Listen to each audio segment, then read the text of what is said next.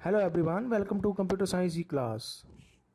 इस वीडियो से हम स्टार्ट करेंगे शेल कमांड्स के बारे में। शेल कमांड्स क्या होती हैं। सपोज करो आपने लिनक्स ऑपरेटिंग सिस्टम के अंदर कुछ भी काम करना है, तो उस काम को करने के लिए पहले आपको उसको इंस्ट्रक्शन देनी पड़ती हैं। तो कमांड्स क्या है, एक तरह से इंस्ट्रक्शंस हैं जो हम लिनक्स के ऑपरेटिंग सिस्टम को देते हैं, और लिनक्स का ऑपरेटिंग सिस्टम उसको आगे पास करता है हार्डवेयर को। हार्डवेयर उसके ऊपर कुछ काम करता है और उसके हिसाब से आउटपुट जनरेट करके हमें स्क्रीन के ऊपर या किसी और तरीके से एज आउटपुट प्रोवाइड करता है। तो शेल कमांड्स क्या होती हैं, एक तरह से इंस्ट्रक्शंस हैं जो हम कंप्यूटर को देंगे करने के लिए, लिनक्स के ऑपरेटिंग सिस्टम को करने के लिए देंगे, और वो उसके ऊपर काम करेगा, उसका रिजल्ट हमें प्रोवाइड करेगा। तो अभी इस वीडियो के अंदर हम कुछ लिनक्स के कमांड्स को इंट्रोड्यूस करेंगे, उनके बारे में देखेंगे क्या करती हैं वो, क्या आउटपुट हमें जनरेट करके देती हैं, या किस लिए हम उनको यूज़ करते हैं। क्योंकि शेल कमांड्स का टॉपिक जो है वो एक लेंथी टॉपिक है, थोड़ा सा बड़ा टॉपिक है, इसीलिए हम सारी कमांड्स को एक वीडियो के अंदर ही कवर नहीं करेंगे। हम इसके छोटे छोटे पार्ट्स बना के अलग अलग पार्ट के वीडियो के अंदर इसको कवर करने की पूरी तरह से कोशिश करेंगे या पूरी तरह से अंडरस्टैंड करेंगे, ताकि हम इजीली और अच्छे तरीके से उन कमांड्स को अंडरस्टैंड कर सकें। तो स्टार्ट करते हैं। पहले हमें यहाँ पे वर्चुअल बॉक्स को स्टार्ट करना है, और एकल वर्चुअल बॉक्स जिसके अंदर मैंने लिनक्स उबंटू डिस्ट्रीब्यूशन को इंस्टॉल करके रखा हुआ है, जिसको हम स्टार्ट करेंगे और उसी के अंदर हम शेल कमांड्स को लिखेंगे। तो यहाँ पे ये आप देख सकते हैं कि ये लिनक्स उबंटू डिस्ट्रीब्यूशन इंस्टॉल्ड है। मैं इसको स्टार्ट करता हूँ। अगर आपको अभी तक नहीं पता है कि वर्चुअल बॉक्स को कैसे इंस्टॉल करना है, या फिर वर्चुअल बॉक्स के अंदर लिनक्स ऑपरेटिंग सिस्टम के किसी डिस्ट्रीब्यूशन को कैसे इंस्टॉल करना है, तो उसके लिए मैंने अलग से एक वीडियो बनाई हुई है। आपको उस वीडियो का लिंक मैं इस वीडियो के डिस्क्रिप्शन में दे रहा हूं, आप उसको चेक कर सकते हैं कि कैसे हम वर्चुअल बॉक्स को या फिर वर्चुअल बॉक्स के अंदर किसी लिनक्स के डिस्ट्रीब्यूशन को इंस्टॉल कर सकते हैं। तो यहाँ पे मेरा उबंटू डिस्ट्रीब्यूशन जो लिनक्स का है वो स्टार्ट हो गया है, उसका डेस्कटॉप मुझे दिखाई दे रहा है। डेस्कटॉप के अंदर आप कई सारी चीज़ें यहाँ पे देख सकते हैं, जैसे कि हमने अलग पार्ट के वीडियो के अंदर भी कवर किया हुआ कि डेस्कटॉप के ऊपर हमें क्या क्या दिखाई देता है। अभी हमने शेल कमांड्स को लिखना शुरू करना है। तो शेल कमांड्स को लिखने के लिए हम उबंटू डिस्ट्रीब्यूशन के अंदर डैश बटन के ऊपर क्लिक करते हैं। डैश बटन के ऊपर क्लिक करोगे तो आपको एक ऐसी विंडो सी दिखाई देगी जिसके ऊपर कुछ सर्च कर सकते हैं आप, और नीचे कुछ आपको आइकन्स दिखाई देंगे। इनमें से हमने टर्मिनल के ऊपर काम करना होता है। टर्मिनल एक इंटरफेस है जो हमें प्रोवाइड करता है, जिसके ऊपर हम कमांड्स को लिख सकते हैं, और वो आगे उसको शेल को वो कमांड्स पास कर देता है। शेल उसके ऊपर कुछ काम करता है, और फिर उन कमांड्स को जो भी आउटपुट जनरेट हुई है शेल के द्वारा वो उसको कर्नल को पास कर देता है। कर्नल फिर उन कमांड्स के ऊपर एक्चुअल में काम करता है और उसकी आउटपुट जनरेट करके शेल को देता है। शेल फिर आगे हमें टर्मिनल के ऊपर वो आउटपुट जो है वो डिस्प्ले कर देता है। तो टर्मिनल हमने यूज़ करना है यहाँ पे कमांड्स को लिखने के लिए। अगर आपको यहाँ पे टर्मिनल नहीं दिखाई दे रहा है तो आप सर्च में टर्मिनल लिख के सर्च भी कर सकते हैं, फिर आपको यहाँ पे ये आइकन दिखाई देगा। तो इसको हम ओपन कर लेते हैं। तो जब आप इसको ओपन करोगे तो आपको कुछ ऐसी विंडो दिखाई देगी जहाँ पे हम कमांड्स लिखना शुरू कर सकते हैं। तो सबसे पहली जो कमांड हम यहाँ पे लिखेंगे, उससे पहले हम ये देख लेते हैं कि यहाँ पे क्या हमें डिस्प्ले हो रहा है। यहाँ पे आप जैसे देख सकते हो, ये जो स्टूडेंट आ रहा है, ये आ रहा है आपका वो यूज़र जिसने लॉगिन किया हुआ है उबंटू डिस्ट्रीब्यूशन के ऊपर, जो लॉगिन करके इस विंडो को ओपन करके देख रहा है। ये उसका नाम यहाँ पे डिस्प्ले हो रहा है। तो स्टूडेंट नाम का यूज़र है जिसने ये विंडो अभी ओपन की हुई है। इसको आप ऊपर यहाँ पे भी देख सकते हैं इसके टाइटल बार के अंदर।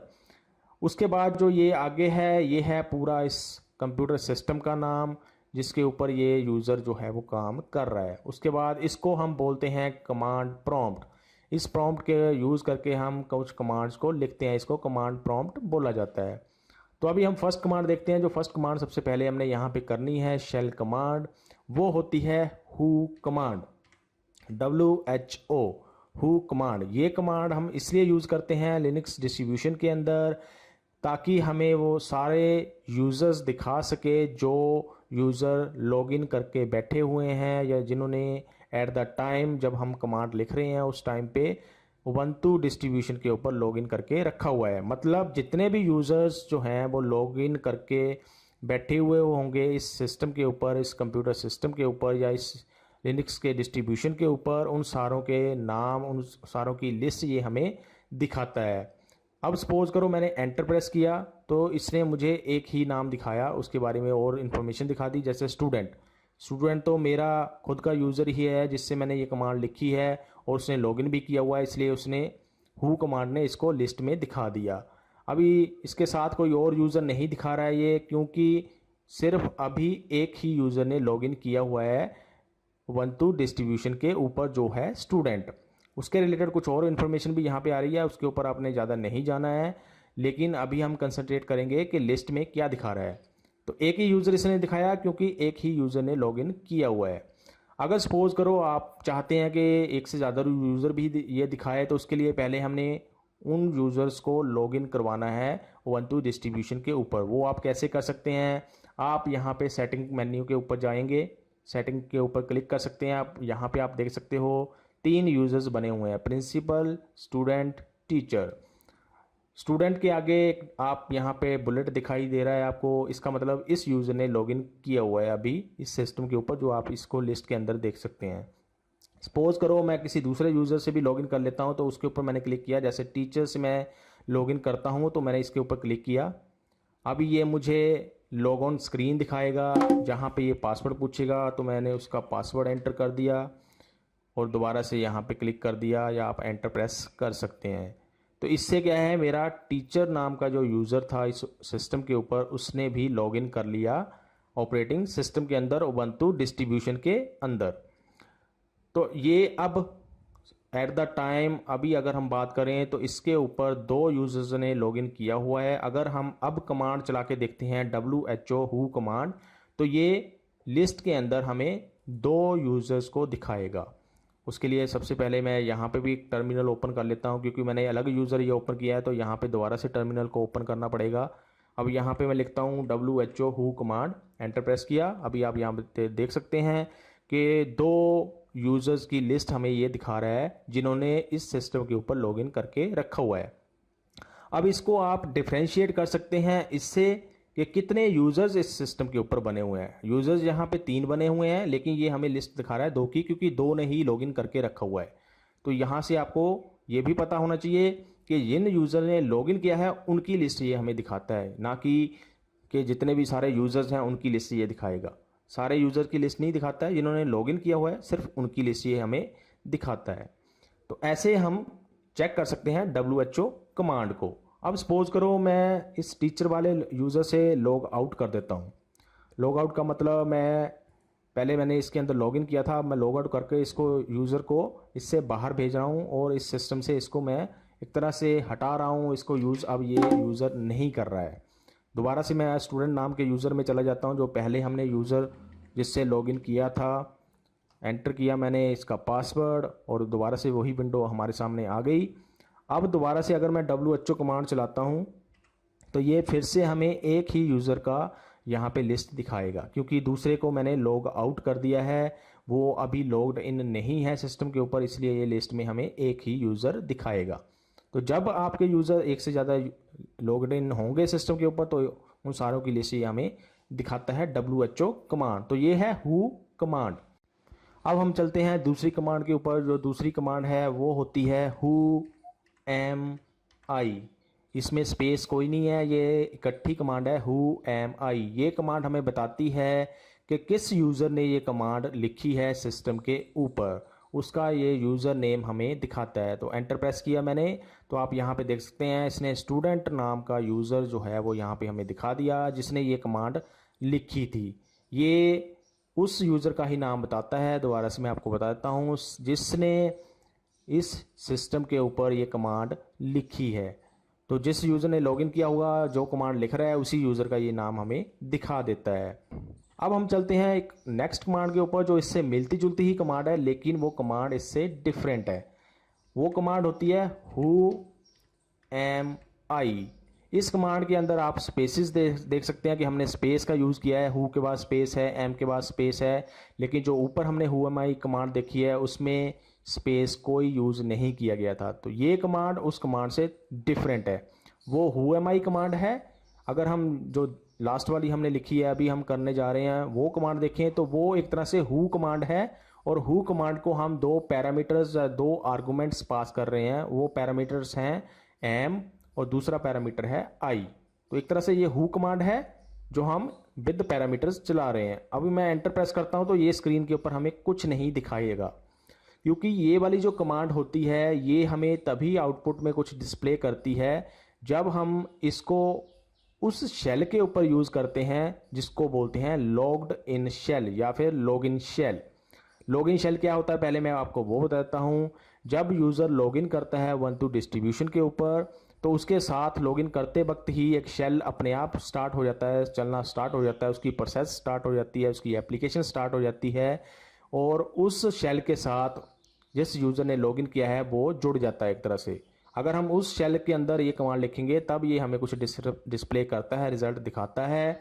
अगर हम इसको टर्मिनल के ऊपर चलाते हैं तो टर्मिनल जिस शेल को यूज़ करता है वो नॉन लॉग्ड इन शेल होता है या नॉन लॉगिन शेल होता है। उसके अंदर ये कमांड हमें डिस्प्ले नहीं करती है कुछ भी, लेकिन एरर भी कोई नहीं आता है। तो अगर आप चाहते हैं कि इसका भी रिजल्ट हमने देखना है तो उसके लिए पहले आपको थोड़ा सा एक और कमांड चला के यहाँ पे करने पड़ेगा, उसको शेल को ओपन, जिसके अंदर फिर हम इस कमांड को लिख सकते हैं। वो कैसे करेंगे, हम लिखते हैं एक्स टर्म उसके बाद स्पेस -ls। ये कमांड आप लिख के एंटर प्रेस करोगे तो ये जो शेल ओपन हुआ है यहाँ पे जो ब्लैक स्क्रीन आपको दिखाई दे रही है इसको बोलते हैं हम लॉगिन शेल। जो शेल अपने आप ही स्टार्ट हो जाता है जब यूज़र लॉगिन करता है और वो यूज़र इसके साथ अपने आप अटैच हो जाता है। अब यहाँ पे अगर हम हु एम आई कमांड लिखें और एंटर प्रेस करें तो यहाँ पे आप देख सकते हो कि लिस्ट के अंदर इसने हमें उस यूज़र का नाम दिखा दिया जो इसके साथ अटैच्ड है या जिसने लॉगिन किया हुआ है या जिसने ये कमांड लिखी है, तो वो हमें यहाँ पे ये डिस्प्ले कर देता है। इसको आप कंपेयर कर सकते हो टर्मिनल के अंदर जो हमने कमांड लिखी है उसके साथ। टर्मिनल में हमें कोई रिजल्ट नहीं आया, कुछ डिस्प्ले नहीं आई, लेकिन इस शेल के अंदर लॉगिन शेल के अंदर हमने इसने हमें जो है वो रिज़ल्ट डिस्प्ले कर दिया। तो ऐसे हम इस शेल के अंदर लॉगिन शेल के अंदर whoami कमांड को चला के इसका रिज़ल्ट देख सकते हैं, डिस्प्ले कर सकते हैं। अभी मैं इसको कर देता हूँ बंद। दोबारा से हम टर्मिनल के ऊपर आते हैं क्योंकि टर्मिनल के ऊपर ही हम सारी कमांड्स को बाकी को लिख के देखेंगे या यूज़ करेंगे। तो आई होप आपको ये कमांड जो तीनों अभी तक हमने की हैं ये सारी समझ आ गई होंगी। इन 3 कमांड्स को आप एक तरह से यूज़र कमांड्स भी बोल सकते हैं क्योंकि ये जो कमांड्स हैं ये हमें यूज़र के रिलेटेड ही इन्फॉर्मेशन दिखाती हैं, कौन से यूज़र ने लॉगिन किया हुआ है और कौन सा यूज़र जो है वो कमांड को लिख के कुछ काम कर रहा है, तो उसके बारे में ये हमें इन्फॉर्मेशन देता है। तो इनको यूज़र कमांड्स भी आप बोल सकते हैं। अगर आपको अभी तक ये नहीं पता है कि कैसे हम यूज़र्स बनाते हैं ubuntu डिस्ट्रीब्यूशन के अंदर, उनके लिए कौन सी कमांड्स हम यूज़ करके बना सकते हैं या यूज़र इंटरफेस का यूज़ करके कैसे हम यूज़र्स बना सकते हैं, तो उसके लिए भी मैंने वीडियोस बनाई हुई हैं। उन वीडियोस को आप इस वीडियो के डिस्क्रिप्शन में चेक कर सकते हैं, उनका लिंक मैंने इसके वीडियो के डिस्क्रिप्शन में दिया हुआ है। उनको आप देख सकते हैं कि कैसे यूज़र्स हम क्रिएट कर सकते हैं। फिर आप इन कमांड्स को उसके बाद अप्लाई करके देख सकते हैं अपने सिस्टम के ऊपर। अभी हम चलते हैं नेक्स्ट कमांड के ऊपर जो है mkdir।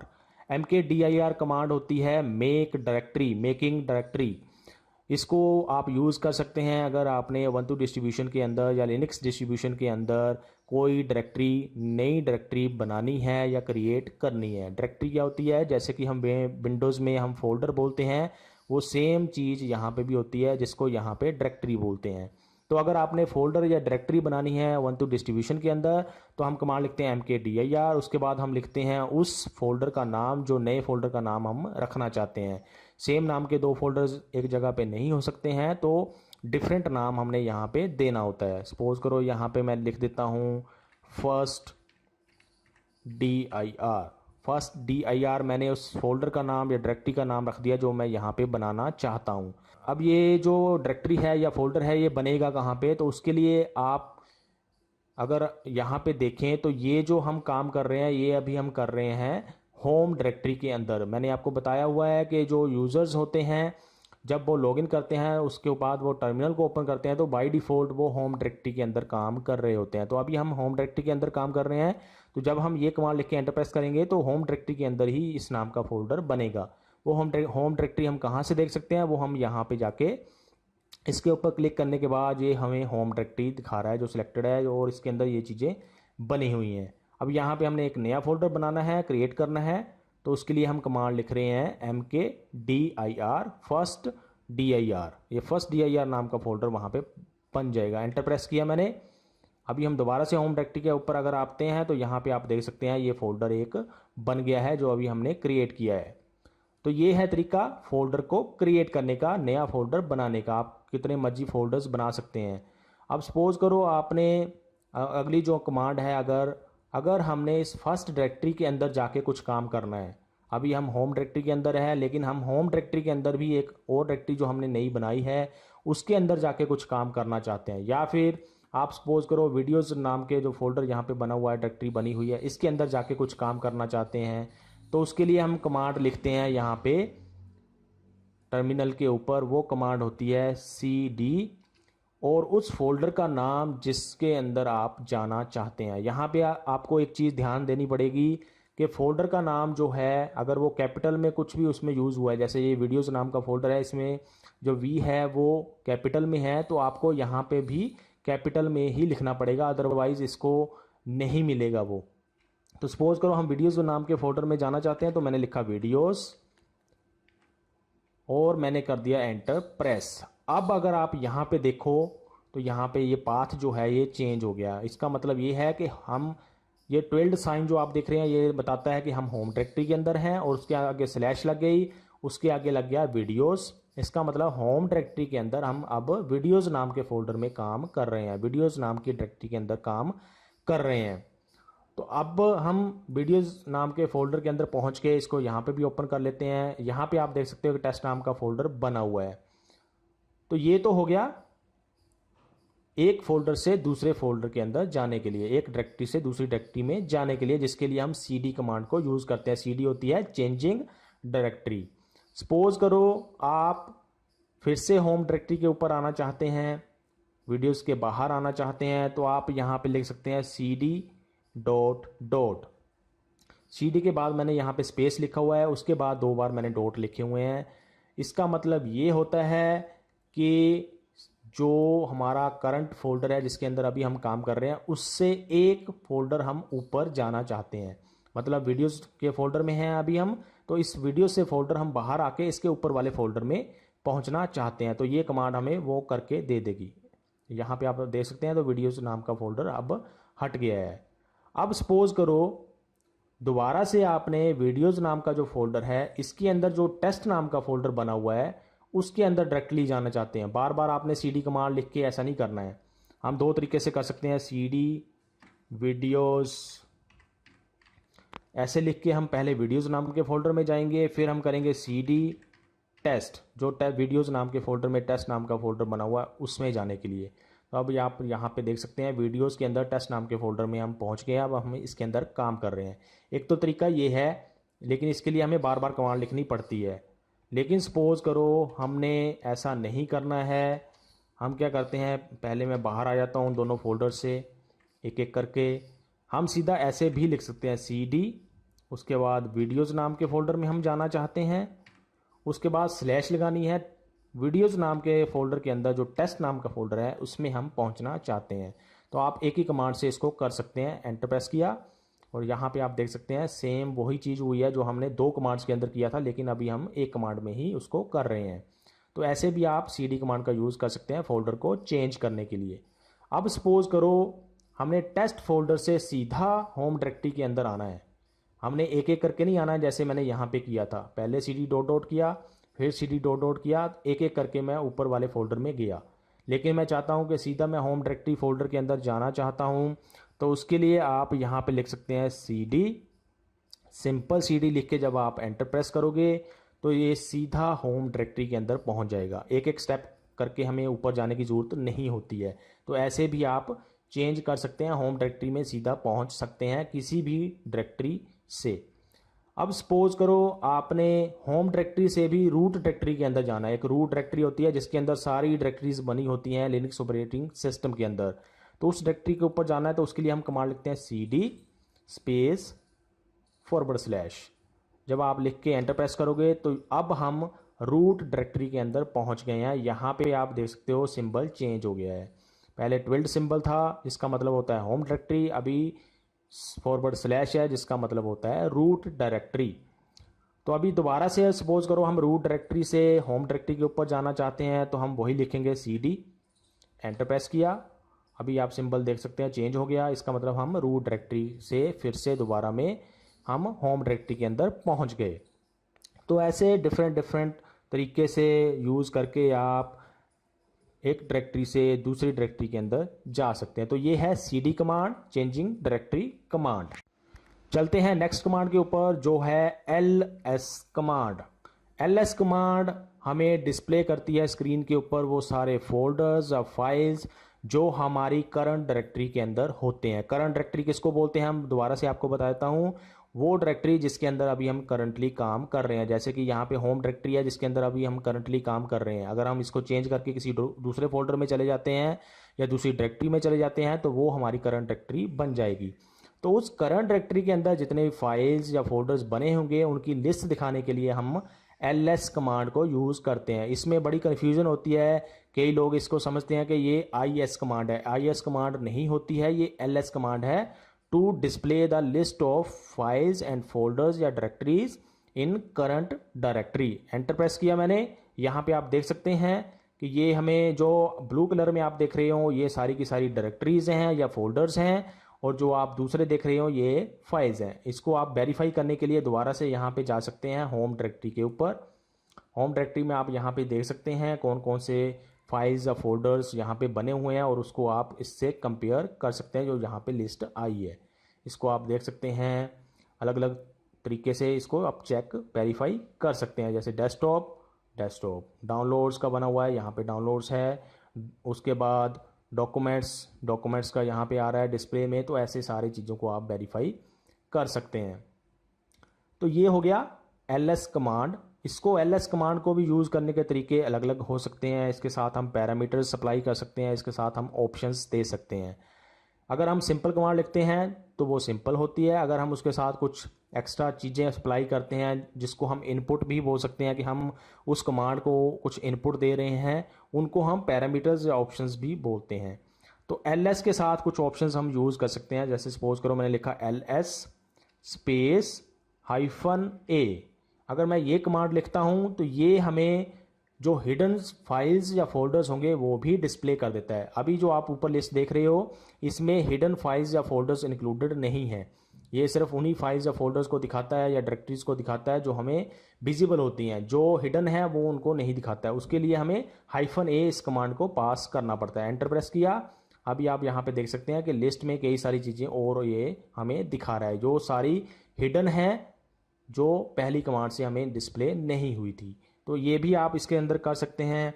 उसके बाद सपोज करो आपने किसी स्पेसिफिक डायरेक्टरी के अंदर क्या है, कौन से फोल्डर हैं, कौन से फाइल्स हैं, वो देखनी है। तो उसके लिए हम कमांड लिखेंगे ls। सपोज करो मैंने लिखना है वीडियोज़ के अंदर, वीडियोज़ नाम का जो फोल्डर है उसके अंदर कौन कौन से फोल्डर्स या फिर फाइल्स बनी हुई हैं। तो ऐसे लिखा मैंने, एंटर प्रेस किया। तो इसके अंदर आपने पहले देखा ही था, जैसे वीडियोज़ नाम का फोल्डर है, इसमें सिर्फ टेस्ट नाम का एक फ़ोल्डर बना हुआ है जो हमें इसने डिस्प्ले कर दिया। तो ऐसे ही हम ls सपोज करो वीडियोज़ स्पेस, उसके बाद मैंने लिखा वीडियो स्पेस के बाद और फिर मैंने लिखा /, फिर मैं टेस्ट फोल्डर के अंदर देखना चाहता हूँ अब कि क्या क्या चीज़ें उसके अंदर बनी हुई हैं, कौन से फोल्डर या कौन सी फाइल्स हैं। एंटर प्रेस किया, अभी इसने हमें कोई लिस्ट नहीं दिखाई। इसका मतलब ये है कि जो टेस्ट नाम का फोल्डर है ये वो ब्लैंक है, उसमें कुछ नहीं है, जैसे कि आप यहाँ पे देख सकते हैं।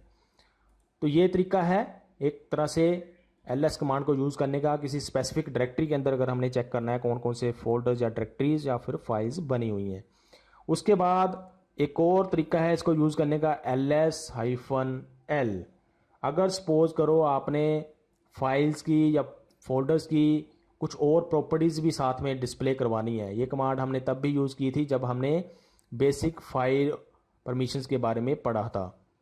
एंटर प्रेस किया, अभी आप यहाँ पे देख सकते हैं फोल्डर्स या डायरेक्टरीज या फिर फाइल्स तो हमें ये दिखा ही रहा है, उसके साथ और भी कई सारी उसकी प्रॉपर्टीज़ दिखा रहा है।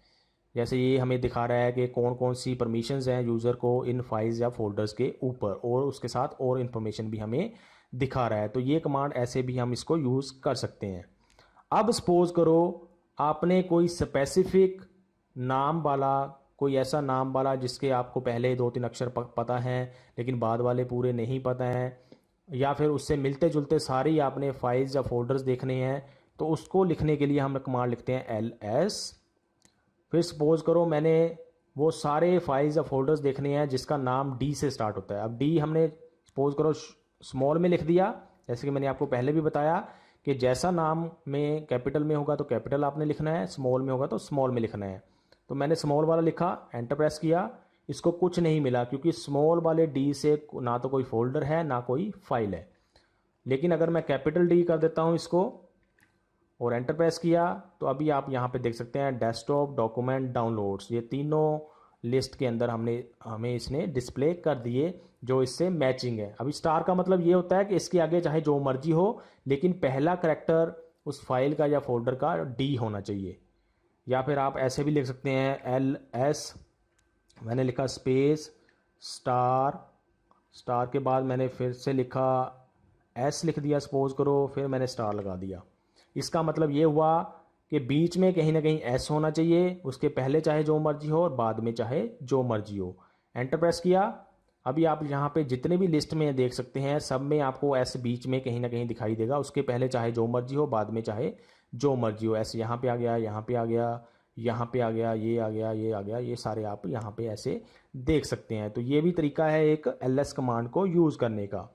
तो ये सारे हो गए ls कमांड को यूज़ करने के या उसके साथ कौन कौन सी ऑप्शंस हम यूज़ कर सकते हैं। तो ये थी ls कमांड। अब हम छोटी छोटी 2-3 और कमांड्स को यूज़ कर लेते हैं, समझ लेते हैं। यहाँ पे वो कमांड है अगली, जैसे RMDIR कमांड है रिमूविंग डायरेक्टरी या रिमूव डायरेक्टरी। जो हम सपोज करो फोल्डर बना रहे हैं जो जिसकी हमें अब ज़रूरत नहीं है उसको हम डिलीट कर सकते हैं इस कमांड को यूज़ करके। RMDIR मैंने लिखा और उसके बाद आपने उस डायरेक्टरी का नाम लिखना होता है जिसको आप डिलीट करना चाहते हैं। सपोज करो जैसे कि मैंने होम डायरेक्टरी के अंदर फर्स्ट dir नाम की ये डायरेक्टरी बनाई थी, इसको मैं डिलीट करना चाहता हूँ। तो मैंने लिखना है RMDIR, उसके बाद मैंने उस डायरेक्टरी का नाम लिखना है फर्स्ट dir। ये लिख के मैंने एंटर प्रेस किया तो ये जो इसने डायरेक्टरी होगी वो अपने आप डिलीट कर देता है। अगर हम वेरीफाई करें तो यहाँ पे अब वो डायरेक्टरी डिस्प्ले नहीं हो रही है, वो डिलीट हो गई है। इसके अंदर आपको एक चीज़ ध्यान में रखनी पड़ती है, जैसे मैंने लिखा सपोज करो RMDIR, उसके बाद सपोज करो मैंने लिख दिया वीडियोस, मैंने प्रेस किया एंटर। अब यहाँ पे मैसेज आप अगर देखो तो लिखा हुआ है fail to remove videos, directory is not empty. RMDIR command का आप यूज़ तभी कर पाते हो या फोल्डर तभी आप इस कमांड को यूज़ करके डिलीट कर पाते हो जब वो उस फोल्डर के अंदर कुछ भी ना हो। मतलब कहने का उसके अंदर ना आगे कोई फोल्डर बना हो ना उसके अंदर कोई फाइल हो। अब वीडियोज़ नाम के फोल्डर के अंदर एक फ़ोल्डर बना हुआ है टेस्ट नाम का, इसलिए ये एम्प्टी नहीं है और इसको ये जो कमांड है डिलीट नहीं कर सकती है। तो इस चीज़ का हमें ध्यान इस कमांड को यूज़ करते वक्त रखना पड़ता है। उसके बाद अगर हम कमांड देखें एक छोटी सी, वो कमांड होती है PWD। PWD कमांड होती है print working directory. Working directory जैसे मैंने आपको पहले भी बताया, जिसको हम करंट डायरेक्टरी भी बोल सकते हैं, जिस डायरेक्टरी के अंदर अभी हम काम कर रहे हैं। एंटर प्रेस किया, यहाँ पे इसने हमें दिखा दिया कि होम डायरेक्टरी के अंदर स्टूडेंट नाम के फोल्डर में हम काम अभी कर रहे हैं। अगर सपोज करो मैं चेंज कर देता हूँ इसको, CD कमांड का यूज़ करके मैं चला जाता हूँ वीडियोज़ नाम के फोल्डर में।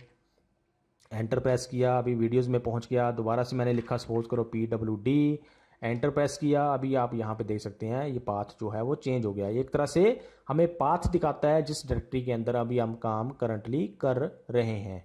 तो ये कमांड हो गई PWD। उसके बाद एक छोटी सी कमांड और है क्लियर कमांड। क्लियर कमांड करती है पूरी स्क्रीन को क्लियर। जो हमने टर्मिनल के ऊपर सारी कमांड लिखी हैं या जो भी हमें डिस्प्ले हुआ है वो सारे को क्लियर कर देगा। तो क्लियर कमांड हो गई सिंपल सी स्क्रीन को क्लियर करने के लिए। एक और लास्ट कमांड जो अभी हम यहाँ पे देखेंगे वो होती है इको कमांड। इको कमांड होती है, सपोज करो आपने स्क्रीन के ऊपर कुछ मैसेज डिस्प्ले करवाना है यूज़र को, तो उसके लिए हम इको कमांड यूज़ करते हैं। तो एक तरह से मैसेज को प्रिंट करने के लिए हम इसका यूज़ करते हैं। जो भी मैसेज आपने प्रिंट करना होता है वो हम इको के बाद लिख देते हैं। जैसे मैंने लिखा हेलो हाय, ये लिख के मैंने एंटर प्रेस किया तो इसने हेलो हाय जो मैंने मैसेज लिखा था वो हमें स्क्रीन के ऊपर डिस्प्ले कर दिया। तो ये इको कमांड क्या है, एक तरह से मैसेज को डिस्प्ले करने के लिए या प्रिंट करने के लिए होता है स्क्रीन के ऊपर। तो ये थोड़ी सी कमांड्स थी जो हमने अभी इस वीडियो के अंदर कवर करनी थी। अभी जो कमांड्स आगे और हैं उनको हम नेक्स्ट पार्ट के वीडियोस के अंदर कवर करेंगे या उनके बारे में समझेंगे। अगर आपको इन कमांड्स के अंदर कोई भी कन्फ्यूजन है जो हमने इस वीडियो के अंदर कवर की हैं तो उसके लिए आप मुझसे क्वेश्चंस कमेंट सेक्शन के अंदर पूछ सकते हैं। अभी के लिए इस वीडियो के अंदर इतना ही। Thanks for watching.